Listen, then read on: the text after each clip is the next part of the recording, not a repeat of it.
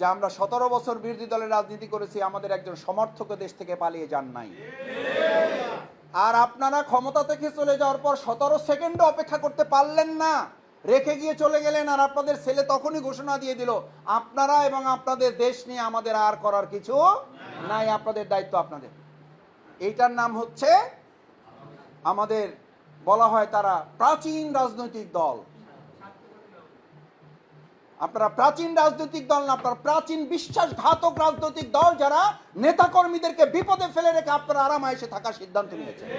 আর আমাদের নেতৃবৃন্দ নেতাকর্মীকে সংরক্ষণের দায়িত্ব আল্লাহর উপরে ছেড়ে তারা ফাঁসির মঞ্চে হাসির মুখে দাঁড়িয়েছে।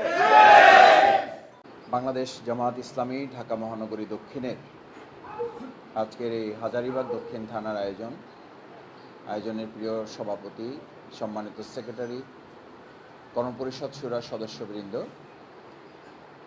এবং আজকে যাদেরকে নিয়ে আয়োজন, আমাদের সেই সমস্ত প্রাণপ্রিয় এবং সম্মানিত ইউনিট সভাপতি, সেক্রেটারি, দায়িত্বশীল ভাইগণ, আমরা মহান আল্লাহর দরবারে শুকরিয়া আদায় করি যে আল্লাহ তাআলা দেশের বিরাজমান এই পরিবর্তিত পরিস্থিতিতে আমাদেরকে এখানে সম্মিলিত হয়ে দিন কায়েমের জন্য, দিনকে বিজয়ী করার জন্য কিছু আলোচনা করার তৌফিক তিনি আমাদেরকে দান করেছেন।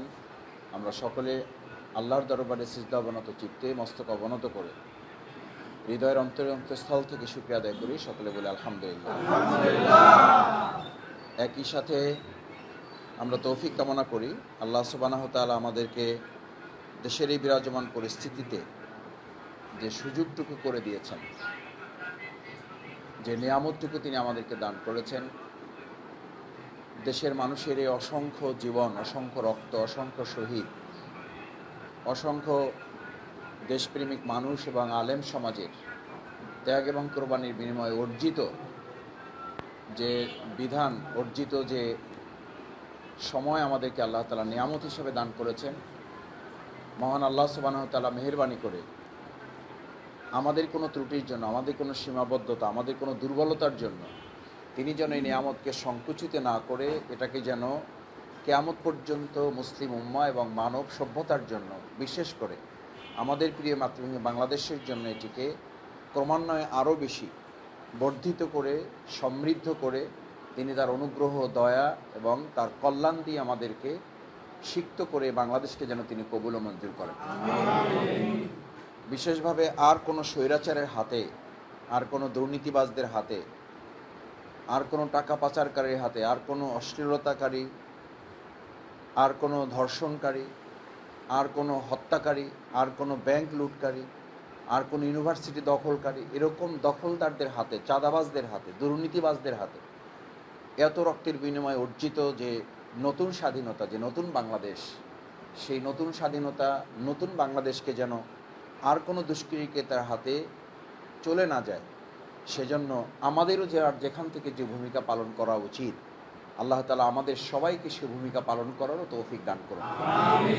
সম্মানিত ভাইয়েরা, মহান আল্লাহ সুবহানাহু ওয়া তাআলা তার এই নিয়ামতের কথা স্মরণ করিয়ে তিনি আমাদের দায়িত্বের কথা উল্লেখ করেছেন। যখন তা আমাদেরকে নিয়ামত দেওয়া হয়, ইদা জাআ নাসরুল্লাহি ওয়াল ফাত, তার সাহায্য এবং বিজয়, এটি কার নিয়ামত? আল্লাহর নিয়ামত। এই আল্লাহর নিয়ামত যখন আমাদের কাছে আসে, তখন আল্লাহ তাআলা আমাদেরকে এ কথা এভাবে স্মরণ করাচ্ছেন, ফি দীনিল্লাহি আফওয়াজা, এখানে মানুষেরা আল্লাহর প্রতি, আল্লাহর দ্বীনের প্রতি দলে দলে অংশগ্রহণ করবে। এটি তোমাদের কোনো কৃতিত্ব নয়, প্রকৃতপক্ষে এটি কার সাহায্য ছিল? আমরা আপনারা কেউই কল্পনা করি নাই 5 তারিখে দেশের এই আমূল পরিবর্তন সংগঠিত হবে এবং এতটা নিকৃষ্ট, লাঞ্ছনাজনক অবস্থায় তাদের পরিণতি স্বীকার করতে হবে, এটা আমরা আপনারা কেউই কল্পনা। অথচ এই কথাই আল্লাহ তাআলা কোরআনে বারবার উল্লেখ করেছেন, ইন্না বাতশা রব্বিকা লাশাদীদ, আমি ছাড় দেই কিন্তু, এটা আমরা বহুবার বক্তৃতায় বলেছি। আমরা যা কল্পনা করেছি, আল্লাহ তাআলা সেই কল্পনার বাইরে গিয়েই আমাদেরকে এই স্বৈরাচারের বিরুদ্ধে পতন এবং আমাদেরকে বিজয় দান করেছেন। এটি নিতান্তই কার পরিকল্পনা? এটা তারই সাহায্য, এটা তারই দেওয়া বিজয়। সুতরাং তারই দেওয়া সাহায্য এবং বিজয়কে সামনে রেখে আমাদের জন্য 3টি কাজ আছে। কাগজ কলম আছে আপনাদের কাছে? 3টি কাজ আছে। কয়টি কাজ? 3টি কাজ আপনাদেরকে মাথায় রাখতে হবে। প্রথম নাম্বার আল্লাহ তাআলা আমাদেরকে স্মরণ করান, ফাসাব্বিহ, তোমরা তোমাদের কারো দুনিয়ার নাম স্মরণ করো না। অমুকের কারণে এটা হয়েছে, তমুকের কারণে এটা হয়েছে, আমাদের জেল জুলুম নির্যাতনের কারণে হয়েছে, রক্তের কারণে হয়েছে, শহীদের কারণে হয়েছে। নিশ্চয়ই এগুলোকে আল্লাহ তাআলা হয়তো কবুল করেছেন, কিন্তু এগুলোর কারণে হয়েছে। এটা একটা কারণ হতে পারে, এটা একটা মাধ্যম, এটা একটা উসিলা হতে পারে। প্রকৃতপক্ষে ফাসাব্বিহ, পবিত্রতা ঘোষণা করতে হবে, পবিত্রতা বর্ণনা করতে হবে কার? আল্লাহর। তার পবিত্রতা ঘোষণা করার অর্থ হলো আপনাকে আমাকে মাথায় এটা রাখতে হবে, আমরা যা কিছু করেছি এই সব কিছুর মধ্যে কিছু না কিছু ভুল, এই সব কিছুর মধ্যে আমাদের ত্রুটি ছিল, আমরা ত্রুটিপূর্ণ। আর যে আল্লাহ সাহায্য করেছেন, যে আল্লাহ বিজয় দিয়েছেন, তিনি ত্রুটি মুক্ত। সুতরাং তাসবিহ পেশ করা, প্রশংসা পেশ করা, শুকরিয়া আদায় করা, এটি কার জন্য হবে? আল্লাহর জন্য। ফাসাব্বিহ বিহামদি রব্বিক, কার জন্য? আল্লাহর জন্য। দ্বিতীয় আল্লাহ বললেন তোমাদের সমস্ত প্রশংসা আল্লাহর জন্য। তুমি এ কথা বললে হবে না তোমার 3.5 বছর, 4 বছর, 5 বছরের জেল ছিল। তুমি এ কথা মনে করলে হবে না তোমার এতদিনের রিমান্ড ছিল। তুমি এ কথা মনে করলে হবে না তোমার ব্যবসা চলে গেছে। তুমি এ কথা মনে করলে হবে না তোমার চাকরি চলে গেছে। এই সমস্ত কিছুর বিনিময়ে আসলে এগুলো হয়েছে। তুমি এ কথা মনে করলে হবে না ছাত্রবাং জনতার একচ্ছত্র এই বিপ্লবের মাধ্যমে এটা হয়েছে। বরং প্রথম ধাপে আপনাকে এটা মেনে নিতে হবে যে সমস্ত তাসবিহ, পবিত্রতা ঘোষণার মালিকানাটা আসলে কার প্রাপ্য? আল্লাহর প্রাপ্য। আর দ্বিতীয় আল্লাহ নির্দেশ দিচ্ছেন বিহামদি রব্বিক। এই 15.5 বছরে যারা 15.5 সেকেন্ডও আল্লাহর প্রশংসা করতে ব্যর্থ হয়েছে, গণভবনে 1 সেকেন্ডের জন্য আল্লাহর প্রশংসা হয় নাই, বঙ্গভবনে 1 সেকেন্ডের জন্য আল্লাহর প্রশংসা বর্ণনা করা হয় নাই, সংসদে 3 জন মুসলমানদের মধ্য থেকে নির্ধারিত সংসদ সদস্যরা ঘন্টার পর ঘন্টা, দিনের পর দিন, মাসের পর মাস, বছরের পর বছর আলোচনা করেছে, আমাদের দেয়া টাকায়, আমাদের দেয়া ট্যাক্সের বিনিময়ে এটা পরিচালিত হয়েছে। মুসলমানদের একটা সংসদে আল্লাহর হস্তে তারা 1 সেকেন্ডের জন্য মানুষের প্রশংসা করতে করতে তাদের বক্তব্য শেষ হয়ে গেছে, আল্লাহর প্রশংসা করার সুযোগ তাদের হয় নাই। আমরা এখন এই সময় ওই 15.5 বছরের কাফফারা সহ আমরা এই সময়টুকুতে আল্লাহর প্রশংসা করায় আমাদের সময় আমরা অতিবাহিত করতে চাই ইনশাআল্লাহ। এটা কার নির্দেশ? না জামাতের আমিরের, না মহানগরী আমিরের?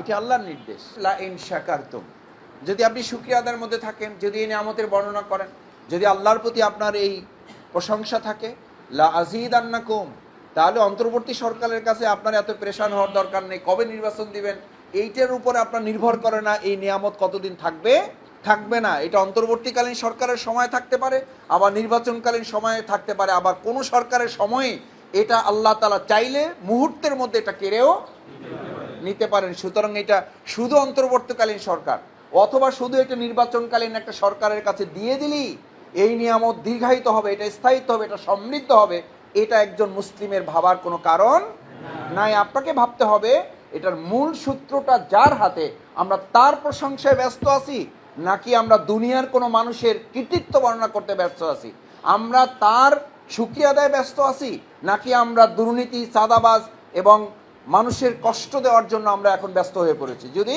আবার আমরা দুর্নীতিতে ব্যস্ত হয়ে পড়ি কেউ কোনো জায়গায়, আবার আমরা চাঁদাবাজিতে ব্যস্ত হয়ে পড়ি, আবার আমরা দখলদারিত্বে ব্যস্ত হয়ে পড়ি, আবার আমাদের দ্বারা যদি মানুষ কষ্টের মধ্যে পড়ে যায়, পেরেশান হয়ে যায়, তাহলে মনে করতে হবে যে আল্লাহ তাআলা 5ই আগস্টে আমাদের পরিকল্পনার বাইরে গিয়ে তিনি স্বৈরাচারকে শায়েস্তা করতে পারেন। ভবিষ্যতেও যে কোনো স্বৈরাচারকে শায়েস্তা করারও মালিকানা তার হাতেই আছে। আমাদের মধ্যে এখনো ভয় থাকে এতটুকু, ছাত্ররা কিন্তু এখনো সজাগ। আমাদের মানুষ হিসেবে, মুসলিম হিসেবে আমাদের মধ্যে ভয় এখনো, ছাত্র জনতার 5ই আগস্ট কিন্তু আবার আসবে। আরে ভাই, এই সমস্ত ভয় তো একজন সাধারণ মানুষের, এ সমস্ত ভয় তো একজন সাধারণ ভিন্ন ধর্মাবলম্বী মানুষদের। আপনি মুসলিম হিসাবে তো আপনার আমার মধ্যে প্রথম ভয় হচ্ছে আমার সমস্ত কার্যক্রম পর্যবেক্ষণ করে কে? আল্লাহ সুবহানাহু ওয়া তাআলা। ভয় তো করার কথা আল্লাহকে, ভয় তো করতে হবে আল্লাহ তাআলার দুনিয়ার এবং পরকালের শাস্তিকে। এই দুনিয়ার সমস্ত কিছুকে ফাঁকি দেওয়া যায়, কিন্তু কাকে ফাঁকি দেওয়া যায় না? আল্লাহকে ফাঁকি দেওয়া যায় না। সুতরাং আমার আপনার মধ্যে ইউনিট সভাপতি, সেক্রেটারিদের তৃতীয় কাজ হচ্ছে তাসবিহ বর্ণনা করা। দ্বিতীয় বলেছি তার পবিত্রতা, প্রথম হলো পবিত্রতা, দ্বিতীয় হলো তার প্রশংসা, হামদ, বিহামদি রাব্বিক। এর সাথে তৃতীয় বলা হয়েছে ওয়াস্তাগফির, আমি সব সময় আল্লাহকে ভয় করে ইস্তেগফারের সাথে থাকবে। এখন যে কথা বর্ণনা করবেন, যে কথা বলবেন, স্ত্রীর সাথে কথা বলবেন, সন্তানের সাথে কথা বলবেন, সাংগঠনিক ভাইদের সাথে কথা বলবেন, অন্য দলীয় লোকদের সাথে কথা বলবেন, সাধারণ মানুষের কাছে দাওয়াতি কাজ করবেন, এই দাওয়াতি কাজেরও মূল দুটো কথা এখন শুরু করবেন আলহামদুলিল্লাহ দিয়ে, শেষ করবেন আস্তাগফিরুল্লাহ দিয়ে। পারা যাবে ইনশাআল্লাহ? এটা করলে আল্লাহ তাআলার ওয়াদা হচ্ছে, আমার উপরে ভরসা রাখো, আমার উপর আস্থা রাখো, আমি আল্লাহ আজিদান্নাকুম, তোমাদের এই নিয়ামত আমি বর্ধিত করে দেবো। সুবহানাল্লাহ। ভয় থাকবে। শুরু করবো ফ্লোর থেকে। কি থেকে? ফ্লোর থেকে, যাতে পড়ে যাওয়ার কোনো ভয় না থাকে। আমাদের ব্যবসায়িক নির্দেশনা দিয়ে একটা চিঠি দেওয়া হয়েছে, জানছেন আপনারা? মানে সুযোগ পাইছেন, চালায় দেন। আর আমাদের নেতৃবৃন্দ যারা শহীদ হয়েছেন তারা ব্যবসার নীতিমালা বলতেন, ব্যবসাটা শুরু করো কোথা থেকে? ফ্লোর থেকে, যাতে পড়ে যাওয়ার কোনো ভয় না থাকে। আর আপনারা তো এখন বেঞ্চে না, চেয়ারে না, কোথায় উঠে গেছেন? নারিকেল গাছের। এই যে কিছুদিন আগেও বক্তৃতা করে গেছি আপনাদের এই সব জায়গায়, যে আপনারা নারিকেল গাছের মাঝখানে আছেন, বিরাট কঠিন অবস্থা। নিচের দিকে তাকাইলে মনে হয় অনেক উঠে গেছি, উপরের দিকে তাকাইলে মনে হয় বহু বাকি আছে। তো ভাবছেন যে যা উঠছি খারাপ না, এই পর্যন্তই বা কয়জন উঠতে পারে, একটু রেস্ট নিয়ে নি। এই রেস্ট যখন কেউ নিতে যায়, একটু গা ছেড়ে ভাব নেয় নারিকেল গাছের মাঝখানে, সুপারি গাছের মাঝখানে যদি কেউ একটু গা ছেড়ে ভাব নেয়, তাহলে তার পরিণতি কি? শুধু পড়ে যাবে, তার জীবন অস্তিত্বের হুমকির মুখে পড়বে। আপনি, আমি, আমরা ইসলামী আন্দোলন দেশের মানুষের চূড়ান্ত বিজয়ের একদম উপরে আমরা উঠে যাই নাই, জায়গা মতো আমরা পৌঁছে যাই নাই, জনগণ পৌঁছে যায় নাই। এখনো একটা শঙ্কা, এখনো একটা ক্রান্তিকাল, একটা দুর্যোগ, একটা চাপা উত্তেজনা মানুষের মধ্যে আছে।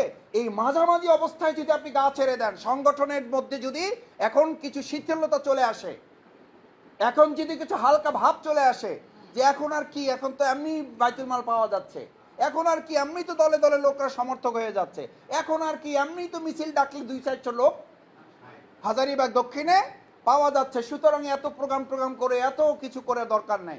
এরকম যখন মনোভাব তৈরি হয়, তখনই একটা সংগঠনের দুর্যোগ নেমে আসে। যে আমরা 17 বছর বিরোধী দলের রাজনীতি করেছি, আমাদের একজন সমর্থক দেশ থেকে পালিয়ে যান নাই। আর আপনারা ক্ষমতা থেকে চলে যাওয়ার পর 17 সেকেন্ডও অপেক্ষা করতে পারলেন না, রেখে গিয়ে চলে গেলেন। আর আপনাদের ছেলে তখনই ঘোষণা দিয়ে দিল, আপনারা এবং আপনাদের দেশ নিয়ে আমাদের আর করার কিছু নাই, আপনাদের দায়িত্ব আপনাদের। এইটার নাম হচ্ছে, আমাদের বলা হয় তারা প্রাচীন রাজনৈতিক দল। আপনারা প্রাচীন রাজনৈতিক দল না, আপনারা প্রাচীন বিশ্বাসঘাতক রাজনৈতিক দল, যারা নেতাকর্মীদেরকে বিপদে ফেলে রেখে আপনারা আরামে এসে থাকার সিদ্ধান্ত নিয়েছে। আর আমাদের নেতৃবৃন্দ নেতাকর্মীকে সংরক্ষণের দায়িত্ব আল্লাহর উপরে ছেড়ে তারা ফাঁসির মঞ্চে হাসির মুখে দাঁড়িয়েছে। তাদের সাথে কি পার্থক্য দেখবে দেশের জনগণ? কি পার্থক্য জামাত ইসলামী দেখাতে হবে? কি প্রমাণ আর আমাদেরকে দেখাতে হবে? আমরা শুধু আমাদের নেতৃবৃন্দ আর কর্মীদের জন্য আমরা রাস্তায় নামি না, আমরা আমাদের এই সমস্ত বিপদ আমরা জানতাম আমরা গুম হয়ে যাব। আমরা এখানে বহু লোক আছি, আমরা বলা যায় দুনিয়ার দৃষ্টিতে আমরা বোনাস লাইফ মেনটেন করতেছি। মৃত্যুর মুখ থেকে ফিরে এসেছে, গুলির মুখ থেকে, ক্রস ফায়ারের মুখ থেকে, গুম হওয়ার মুখ থেকে ফিরে এসেছে। আবার এসে তারা মিছিলে নামছে, আবার এসে তারা আন্দোলন প্রতিবাদে অংশগ্রহণ করেছে, কারণ তারা আল্লাহর ভয়কে নিজেদের মধ্যে স্থান দেওয়ার কারণে দুনিয়ার কোনো ভয় তাদের মধ্যে স্থান করতে পারে না। তাহলে ইউনিটের প্রোগ্রামগুলো সচল থাকবে ইনশাআল্লাহ। কারণ কেন সচল রাখবো? ইতিবাচক পরিস্থিতিতে সংগঠন কখনো কখনো কি হয়ে যায়? দুর্বল হয়ে যায়। আমি একটা গল্প আগে বলতাম। আফ্রিকার এক জঙ্গলের একজন পশু চাষ করা, আর কি পশুর মালিক, ভেড়ার চাষ করে চামড়া বাইরে দেশে রপ্তানি করার জন্য। তো জঙ্গলের মধ্যে চাষ করে, তো জঙ্গলের মধ্যে অন্যান্য হিংস্র প্রাণী আছে। তো হিংস্র প্রাণীগুলো থাকার কারণে ওদেরকে লড়াই করতে হয়, সংগ্রাম করতে হয়, বেঁচে থাকতে হয়। বেঁচে থাকার তাগিদে তাদেরকে নড়াচড়া করতে হয়। এই কারণে ওদের চামড়াটা অন্য সাধারণ ভেড়ার চামড়ার চেয়ে কি হয়? মোটা, পুরু হয়, শক্ত হয়। তো পরিমাণ তো কম, টিকে না, বাছাই করা কিছু থাকে, আর বাকিগুলা ওই হিংস্র জন্তু জানোয়ারের মুখে কি হয়ে যায়? শিকার হয়ে ওগুলো। চাষি এবার গিয়ে রাজাকে পরামর্শ দিল, রাজামশাই আমি একটা বুদ্ধি দিতে চাই, অর্থনৈতিক বিরাট প্রবৃদ্ধি সাধন হবে। আমাকে আপনি এই বন বা এই জঙ্গল যেটা আছে এটা সাফ করে এখানকার সমস্ত হিংস্র জন্তু জানোয়ার যেগুলো শেষ করে দিয়ে পুরো জঙ্গলটা আমাকে ভেড়া চাষের জন্য কি করে দেন? উন্মুক্ত করে দেন। রাজা চিন্তা করলো, ঘটনা তো ঠিক, পরামর্শটা ভালো, বিরাট আয় ইনকাম হবে, অর্থনীতির প্রবৃদ্ধি হবে। সেই চিন্তা করে তার সেনাবাহিনী লাগাই দিল, পুরো বন জঙ্গল সাফ করে মানে যা যা হিংস্র প্রাণী আছে সব শেষ করে দিয়ে ওটা উন্মুক্ত করে চারণভূমিতে পরিণত করে দেওয়া হলো শুধু বেড়ার জন্য। এখন আর কি নাই, প্রতিপক্ষ নাই, এখন আর হিংস্র জন্তু নাই, এখন আর মরার ভয় নাই, এখন আর লড়াই নাই, সংগ্রাম নাই, নড়াচড়া নাই, খালি খায় আর ঘুমায়, খালি খায় আর ঘুমায়, টেনশন নাই, অস্থিরতা নাই, জীবন নিয়ে উদ্বেগ উৎকণ্ঠা নাই। এবার যেই দেশে চামড়া রপ্তানি করা হয় 300 দিত, এখন দিয়েছে 3 লাখ। তারা তো পেয়ে খুব খুশি যে তুমি কেমনে এটা পাল্লা, বলছে যে এখন আমি সব সাফ করে ফেলাইছি। তো বলছে সাফ করে ফেলাইছো, খুব ভালো কথা, এটা কিভাবে সম্ভব হইলে? চামড়া নিয়ে তো আমাদের সন্দেহ লাগতেছে যেটা কি আসল নাকি নকল। তা তারা একটু টেস্ট করতে গেলে যে আগের গুলা আর এইগুলা সমান কিনা, একই জিনিস কিনা। দেখা গেল আগের গুলা দৌড়াদৌড়ি, উড়াউড়ি, লড়ালড়ি, সংগ্রাম, লড়াই করে যে পুরো যে শক্তি, যে টাইটনেসটা নিয়ে আসছে, এদের মধ্যে এর 100 ভাগের 50 ভাগ 40 ভাগও নাই, কারণ এরা তো খালি খাইছে আর ঘুমাইছে। ওরা বললো যে ভাই আমাদের এই 3 লাখ লাগবে না, আগের ওই 300 দাও। আমাদের এই 3 লাখ লাগবে না, আমাদের 300 দরকার। এই 3 লাখ এই 300 ধারে কাছেও আসতে পারে না, মর্যাদার দিক থেকে, সম্মানের দিক থেকে, টেকসই হওয়ার দিক থেকে। আমি হাজারীবাগ দক্ষিণকে পরিষ্কার বলতে চাই, আমরা কি এই প্রতিপক্ষহীন একটা সমাজ রাষ্ট্র মনে করে আমরাও কি এরকম ওই ভেড়াদের মতো খালি খাওয়া, ঘুম আর কিছু তসবিহ তাহলিল জিকির আজকার নামাজ কালাম আর টুকটাক কিছু দাওয়াতি কাজের মধ্য দিয়ে আমরাও কি ওরকম প্রতিপক্ষহীন একটা অবস্থায় দুর্বল হয়ে যাব? যদি হয়ে যায় তাহলে আমাদের অবস্থাও কিন্তু ওই 300 থেকে কত লাখে চলে গেল লাভ হবে না। আপনি হয়তো ফি দীনিল্লাহি আফওয়াজা শত শত লোক দেখবেন, কিন্তু ওই 300 আর 3 লাখের মধ্যে আকাশ সমান কি থাকবে? পার্থক্য থাকবে। এটাকে আমরা রক্ষা করতে পারবো ইনশাআল্লাহ। আরো এত তো লম্বা উদাহরণ দিলাম, তো ছোট্ট উদাহরণ আছে। বাজারে গেলে 2 ধরনের মুরগি বাছাই করেন, একটা দেশি আর একটা ফার্মের। কোনটা পছন্দ? টাকা কম থাকলেও তো বলেন ভাই 3 কেজি লাগবে না, 1 কেজি দেন। তাও গ্রামের বাইরের মেহমান আসবে, তো নিজেরা ছেলেমেয়েরা মিলে ফার্মেরটা চোখ বন্ধ করে খায় হালায়, এটা কোনো অসুবিধা নাই। কিন্তু আজকে তো মেহমান আসবে, পরিমাণে কম হোক, নিজে খাবো না, বাচ্চা খাবে না, স্ত্রী খাবে না, টাকায় কুলাইতে পারেন না, তারপরও তো মুখ লজ্জা ফালাইয়ে কি বলেন 3 কেজি দরকার নাই, কয় কেজি দেন? 1 কেজি দেন, হাফ কেজি দেন, যা আছে ওইটা দিয়ে তরকারি রান্না করে ঝোল আমরা খাবো, মাংস দিয়ে মেহমান পার করব। তাও বলতে হবে কিসের মুরগি? দেশি মুরগি। মেহমানও আইসা নাড়াচাড়া করে, মুখে বলে না, লজ্জা পাবে, জিজ্ঞেস করতে চায় না ভাই এটা দেশি না ফার্মে। নাড়াচাড়া করা ভাব দেখে বোঝা যায় সে বুঝতে চাইতেছে, জানতে চাইতেছে, কনফার্ম হইতে চাইতেছে এটা দেশি নাকি। আপনি খুব ছোট ছোট করে, কায়দা করে, কৌশল করে রান্না এমনভাবে করছেন যাতে বুঝতে না পারে এটা ফার্মের, কিন্তু উনি তো সাইজ দেখে মুখি দিয়ে তো বুঝে ফেলছে, আপনিও মুখ খুলতেছেন না। তো এই যে দেশি এবং ফার্মের পার্থক্যটা কোথা থেকে রচিত হয়? ওরা ফ্যান ছাড়া লাগে, ওদের কারেন্টের ইলেকট্রিক লাইট জ্বালান লাগে, ওদেরকে আলাদা করে খাবারের ব্যবস্থা করতে হয়, মশা মাছি তাড়ান লাগে। আর আমাদের দেশি যেগুলো, কারেন্টের লাইটও লাগে না, ফ্যানও লাগে না, মশা মাছি তাড়ানো লাগে না, বরং এই সব ওরা ফাইট করে নিজেরা নিজেদের মতো বড় হয় বলে ওদের স্বাদও বেশি, মজাও বেশি, দামও বেশি। বাংলাদেশ জামাত ইসলামী ফাইট করেছে, ফাইটের মধ্যে আছে এই দেশের স্বাধীনতা সার্বভৌমত্ব অর্থবহ করার জন্য ফাইট করি আমরা জনগণের স্বার্থ রক্ষা করবো ইনশাআল্লাহ। ফার্মের মুরগিতে পরিণত হইলে দেশ শেষ হওয়ার আগে কে শেষ হবেন? আগে নিজে শেষ হয়। ইউনিট সভাপতি, সেক্রেটারি ভাইদের এটা যদি স্ট্রংলি মাথায় না নিতে পারেন, বিরাট কঠিন পরিস্থিতি আমাদের জন্য আবার অপেক্ষা করতে কোনো সময় লাগবে না। সেজন্য 1 নম্বর হচ্ছে ইতিবাচক এই পরিস্থিতিতে আমরা সংগঠনের সামগ্রিক কার্যক্রম আগের যে কোনো সময়ের তুলনায় আমরা কয়েক গুণ গতিতে করব। রাজি আছি ইনশাআল্লাহ? দেখি ইনশাআল্লাহ সবাই রাজি আমরা ইনশাআল্লাহ? আমরা হাত জাগিয়ে আল্লাহর কাছে এই সাক্ষী দিতে চাই, আল্লাহ আমরা আপনার এই দেয়া নেয়ামত আমাদের ব্যক্তি, চিন্তা, পরিবার, সমাজ, রাষ্ট্রের জন্য যতটুকু ব্যয় করব, আমরা ব্যক্তি পরিবারের জন্য তার চেয়ে ব্যয় কম করে আমরা দেশ এবং জাতির জন্য এটাকে উৎসর্গ করবো ইনশাআল্লাহ। তাহলে দেখবেন আল্লাহ বরকত দিবে, আল্লাহ বরকত দিবে, আল্লাহ তাআলা এটা আরো সমৃদ্ধ করে দেবে। ওয়ালা ইন কাফারতুম, 2 নম্বর পয়েন্ট। ইউনিট সভাপতি, সেক্রেটারিদের দ্বিতীয় কাজ হচ্ছে এরকম পরিস্থিতির মধ্যে যদি আপনি এটা মনে হয় যে যা নিয়ামত পাইছি আলহামদুলিল্লাহ, বহুদিন চাকরি করতে পারি না, চাকরি কেবল পাইছি, ব্যবসা বন্ধ ছিল 15 বছর, 15 দিনের মধ্যে এটার একটা লাইনে নিয়ে আসতে হবে। এই কয়দিন আগে আমার চাকরিটা পুনর্বহাল হয়েছে, বৈষম্যের অবসান ঘটেছে, আল্লাহর রাস্তায় 2-3 বছর আমাকে খুব বেশি আর বিরক্ত আরে ভাই 2-3 বছর সময় পাবেন কিনা তার নিশ্চয়তা কে দিয়েছে আপনাকে? ভাই বেশি আপাতত 2-4 মাস বিরক্ত করেন না, ব্যবসাটা একটু গুছায় নেই। ব্যবসা কি আপনার? আল্লাহ তাআলার কাছে আমি সেই ছাত্র জীবনে বলে আসছি, আল্লাহ এমন রিজিকের ব্যবস্থা আপনি করে দেবেন যাতে আমি শুধু আপনার দিনের কাজ করার জন্য একটা রাস্তা আমার জন্য তৈরি হয়েছে। আলহামদুলিল্লাহ, আল্লাহ তাআলা পারিবারিকভাবে এতটুকু অবস্থা করে দিয়েছেন, পারিবারিকভাবে এতটুকু ব্যবস্থা করে দিয়েছেন, পরিবারের কোনো এক সদস্যকে দিয়ে এতটুকু রোজগারের ব্যবস্থা হালাল করে দিয়েছেন যে আমি কিছু না করলে আমার পরিবারটা আল্লাহ কোনোভাবে চালিয়ে নিচ্ছে। এটা আপনাকে চাইতে হবে, এটা আপনাকে পেরেশানি থাকতে হবে যে আল্লাহ আমার এমন রিজিকের ফয়সালা করে দেন, আমাকেই 24 ঘন্টা ব্যবসা করে রিজিক অর্জন করতে হবে। এটা আমার প্রতি আপনার কত করুণা না, এটা বরং আমার প্রতি আপনার একটা শাস্তি। আমি অনেক সময় বলি যে খালি তো পরকালের ওয়াজ করি আমরা, নিশ্চয়ই পরকাল গুরুত্বপূর্ণ, ওটা স্থায়ী ফয়সালা। আরে ভাই দুনিয়াতেও তো আল্লাহ শাস্তির কথা নগদে বলেছেন, কারণ আমরা তো কৃষি বিশ্বাসী। বিকাশে না নগদে? নগদ যা পাও হাত পেতে নাও, বাকির খাতায় শূন্য থাক। এটা আপনি বুঝেন, এটা আল্লাহ বুঝে না। আপনার চাহিদাটা নগদে, আল্লাহ নগদে ধরাই দিছে। আমাকে ভুলে স্ত্রীকে সময় দিবা, আমাকে বলে ব্যবসাকে সময় দিবা, আমাকে ভুলে চাকরিকে সময় দিবা, ওই চাকরি, ওই ব্যবসা, ওই স্ত্রী তোমার জন্য গোটা দুনিয়ার সবচেয়ে বড় লাঞ্ছনার ব্যাপার করে দেব। সেই জন্য এটা ভালোভাবে মাথায় রাখবেন, এই ভালো পরিস্থিতিকে শুধুমাত্র ব্যয় করার সিদ্ধান্ত কার জন্য? তাহলে আল্লাহ ব্যবসা ঠিক করে দেবেন, তাহলে আল্লাহ চাকরিতে বারাকা দিবেন, তাহলে আল্লাহ স্ত্রী সন্তান পুত্র পরিবারের মধ্যে জান্নাতি পরিবেশ তৈরি করে দিবেন। বলেন আমিন। পারা যাবে ইনশাআল্লাহ। তাহলে নিয়ামতপূর্ণ সময়কে আপনি যদি অস্বীকার করেন, অস্বীকার করেন মানে কি? যে আপনি স্বীকার করেন না যে নিয়ামত আল্লাহর, এইটা মুখে বলার দরকার নেই। এটা আপনার কাজের মাধ্যমে আল্লাহ বুঝে নেবেন। এই নিয়ামতকে আপনি আপনার মতো করে শুধু কাজে লাগাচ্ছেন, একটু গা ঝাড়া দিয়ে, একটু গা নাড়াচাড়া দিয়ে, এই উন্মুক্ত পরিবেশটাই, ভালো পরিবেশটা, আল্লাহর নিয়ামতটা ইতিবাচক ভাবে কাজে লাগানোর সিদ্ধান্ত আপনি নিতে পারছেন না। আল্লাহ তাআলার ফয়সালা শোনেন, ওয়ালা ইন কাফারতুম ইন্না আযাবি লাশাদীদ, ইন্না আযাবি লাশাদীদ। শুধুমাত্র যদি নিজের ব্যক্তি স্বার্থে এই সময়ের কথা ভাবো, নিশ্চয়ই দুনিয়া নিয়ে আপনার পেরেশানি থাকবে, কিন্তু এই সমস্ত পেরেশানির সমস্যার সমাধান যিনি করতে পারেন তিনি কে? আল্লাহ তাআলা।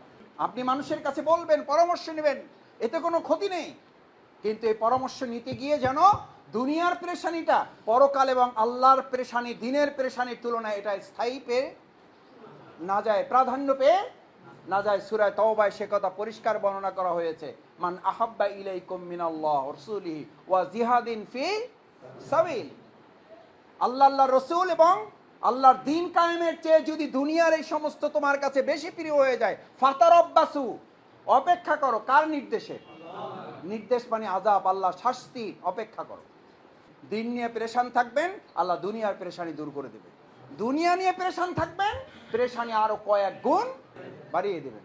হাদিসে কুদসি বর্ণনা, হে বনি আদম, তুমি যদি এক আল্লাহর প্রতি ভরসা রাখো এবং তার প্রতি আশ্রয় রাখো, তার প্রতি সাহায্য কামনা করো, আমি দুনিয়ার সমস্ত কিছু থেকে তোমাকে মুক্ত করে 2 হাত তোমাকে সম্প্রসারিত করে দেব। অভাব তোমার জীবনে, সমস্যা তোমার জীবনে মুক্ত থাকবে। আর যদি তুমি ব্যস্ততার মধ্যে থাকো, তোমার 2 হাত ব্যস্ততা আমি পরিপূর্ণ করে দেব, সেখান থেকে তোমাকে কেউ মুক্ত করতে পারবে না। একেবারে পাওয়া যেত না তা না, আলহামদুলিল্লাহ আল্লাহ তাআলা আমাদের সেই ইমানে মজবুত আল্লাহ কিছু ভাইদেরও এই সমাজে রেখেছিলেন বলেই তো আল্লাহ তাদের উপরে বিজয় দিয়েছেন, আলহামদুলিল্লাহ। তাদের প্রতি কৃতজ্ঞতা। যারা আমরা টুকটাক আমাদের দুর্বলতা ছিল, আল্লাহ আমাদের দুর্বলতা মাফ করুন। ইউনিট সভাপতি হিসাবে সফল ব্যর্থ হওয়ার জন্য এই কাজ না, এটা হচ্ছে মুনাফিকি থেকে বাঁচার জন্য, কারণ এটা আমানত। অসংখ্য ভাইয়েরা এখন জামাত ইসলামী আন্দোলন করার জন্য তারা মানসিকভাবে কি হয়ে গেছে? প্রস্তুত হয়ে গেছে। এই ভাইদের কাজে লাগাতে হবে না? কাজে লাগাতে হবে। কাজে লাগানোর জন্য আপনারা এই পদক্ষেপগুলো গ্রহণ করে আল্লাহ সুবহানাহু ওয়া তাআলা আমাদেরকে তার দ্বীনের জন্য কবুল করুন। সকলে বলুন আমিন। আসসালামু আলাইকুম ওয়া রাহমাতুল্লাহ।